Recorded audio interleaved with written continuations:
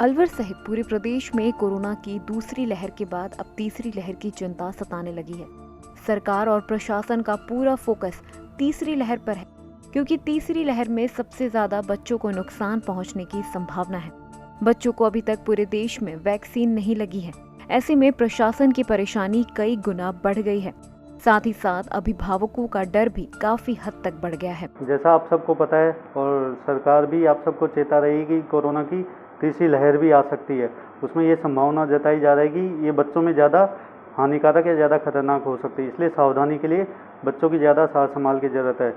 अलवर की बात करें तो अलवर में भी बच्चे बड़ी संख्या में दूसरी लहर के दौरान ही संक्रमित हुए थे। अलवर में दूसरी लहर के दौरान चौंकाने वाले आंकड़े भी सामने आए। पिछले 10 दिनों में 323 बच्चे संक्रमित हुए हैं। आगामी समय में यही हालात रहें तो बच्चों की संख्या में भी बढ़ोतरी हो सकती है। पाया भी गया है। अलवर में भी 300 से अधिक कोरोना के पॉजिटिव बच्चे पाए गए हैं। दौसा में विशेष रूप से, डूंगरपुर में। तो राजस्थान सरकार इसको लेकर चिंतित है कि शायद राजस्थान में कोरोना के बच्चों की लहर आ रही है। इसी संदर्भ में मैं माननीय पीएमओ साहब के साथ और माननीय जिलाधीश जी के साथ जाके इस बारे में भी हम चर्चा करने वाले हैं। अलवर जिले के हाल ही में आंकड़ों पर नजर डालें तो जिले में चौंकाने वाले आंकड़े सामने आए हैं। 10 दिनों के दौरान ही बड़ी संख्या में बच्चे संक्रमित हुए। जिले में कोरोना का खतरा बढ़ा तो बच्चों को संक्रमण से बचाने के लिए सरकारी स्तर पर न तो पीआईसीयू की व्यवस्था है और न ही वेंटिलेटर। राजकीय शिशु अस्पताल में सिर्फ 28 दिन तक के बच्चों को भर्ती करने के लिए 20 रेडिएंट वार्मर का new born care unit NSU है, लेकिन 28 दिन से 12 साल तक के बच्चों के लिए पीआईसीयू नहीं है। जिले के निजी अस्पतालों में भी सीमित संसाधन हैं। कि अगर बच्चों में लक्षण आते हैं तो बच्चों में देखा जाए तो जो सबसे मुख्य लक्षण होंगे, बुखार हो सकता है, खांसी जुकाम हो सकते हैं, दस्त हो सकते हैं, पेट दर्द हो सकता है, उल्टियाँ हो सकती है और शरीर पे दाने दिख सकते हैं। तो अगर ऐसे कोई लक्षण दिख सकते हैं और साथ में अगर बच्चे में कोई भी हिस्ट्री है कि कांटेक्ट है कोरोना के किसी मरीज के साथ, तो वो बच्चा सस्पेक्टेड हो सकता है कोरोना का मरीज हो। पर इसमें भी बच्चों में 3 ग्रुप में बांटा गया है बच्चों को। बच्चों में एक तो माइल्ड डिजीज हो सकती है, एक मॉडरेट डिजीज हो सकती है, एक सीवियर डिजीज हो सकती है। माइल्ड डिजीज में ज़्यादा चिंता की बात नहीं होती। अगर लक्षण बहुत ज़्यादा खतरे वाले नहीं हैं तो एक बार अपने डॉक्टर से सलाह लेके बच्चे को होम आइसोलेशन पे ही, घर पे ही उसका इलाज किया जाता है।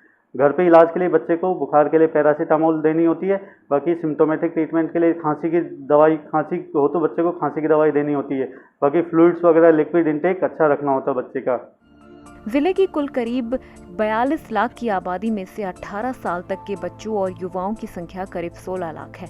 हालात ये हैं कि 12 साल तक के बच्चों के इलाज के लिए जिले में सरकारी और प्राइवेट स्तर पर 47 ही शिशु रोग विशेषज्ञ हैं। लक्षण बच्चों में कोई विशेष नहीं है। अब तक हमारे यहाँ 7 बच्चे भर्ती हो चुके हैं कोरोना पॉजिटिव का, भी एक जिसमें एक अभी इलाज चल रहा है। ज़्यादातर जो निमोनिया के ही लक्षण होते हैं, खांसी, जुकाम, बुखार, पसली चलना, या परिवार में कांटेक्ट की हिस्ट्री होती है कि बच्चे के माँ बाप या जो उसके आसपास के कोई पॉजिटिव है उनसे आता है। उसको लक्षण कोई विशेष नहीं है। जाँच कराते हैं क्योंकि उल्टी, दस्त और निमोनिया है तो हो सकता है कि बच्चों में इस समय के परिप्रेक्ष्य में कि वो कोरोना हो सकता है। तो जांच कराने पे यदि पॉजिटिव आता है तो हम उसको कोरोना पॉजिटिव ट्रीटमेंट देते हैं।